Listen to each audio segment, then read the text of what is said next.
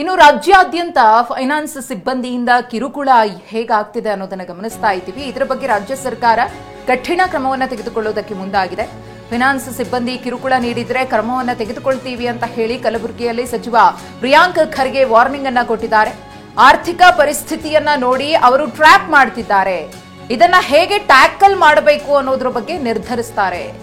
ಗೃಹ ಇಲಾಖೆ, ಕೋಆಪರೇಟಿವ್ ಇಲಾಖೆ ಇದ್ರ ಬಗ್ಗೆ ನಿರ್ಧಾರವನ್ನ ತೆಗೆದುಕೊಳ್ಳುತ್ತೆ. ಇನ್ನು ನಾವು ಜನರಿಗೆ ತೊಂದರೆಯಾಗದ ರೀತಿಯಲ್ಲೇ ಕ್ರಮವನ್ನ ಕೈಗೊಳ್ಳುತ್ತೀವಿ ಅಂತ ಹೇಳಿ ಕಲಬುರಗಿಯಲ್ಲಿ ಸಚಿವ ಪ್ರಿಯಾಂಕ್ ಖರ್ಗೆ ಅವರು ಮಾತನಾಡಿದ್ದಾರೆ.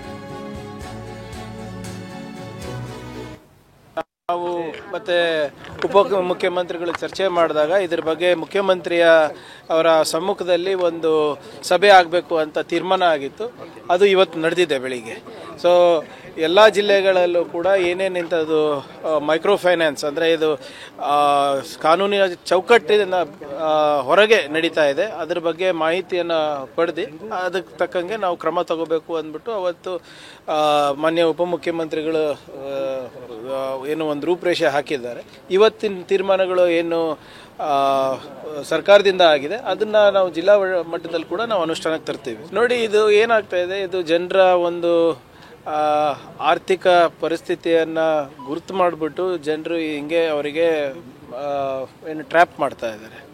ಸೊ ಇದನ್ನು ನಾವು ಬೇರೆ ಮಟ್ಟದಲ್ಲಿ ನಾವು ಟ್ಯಾಕಲ್ ಮಾಡಬೇಕು ಅಂದರೆ ಪ್ರತಿ ಹಳ್ಳಿನಲ್ಲಿ ಇಂಥವು ಯಾರ್ಯಾರು ಸಂಸ್ಥೆಗಳು ನಡೆಸ್ತಾ ಇದ್ದಾರೆ, ಅದು ಕೆಲವು ಕಡೆ ಅಂತೂ ಮೈಕ್ರೋ ಫೈನಾನ್ಸಿಂಗ್ ಅವರು ಅಧಿಕೃತವಾಗೂ ಮಾಡ್ತಾ ಇದ್ದಾರೆ, ಇನ್ನು ಕೆಲವು ಅನಧಿಕೃತವಾಗೂ ಮಾಡ್ತಾ ಇದ್ದಾರೆ.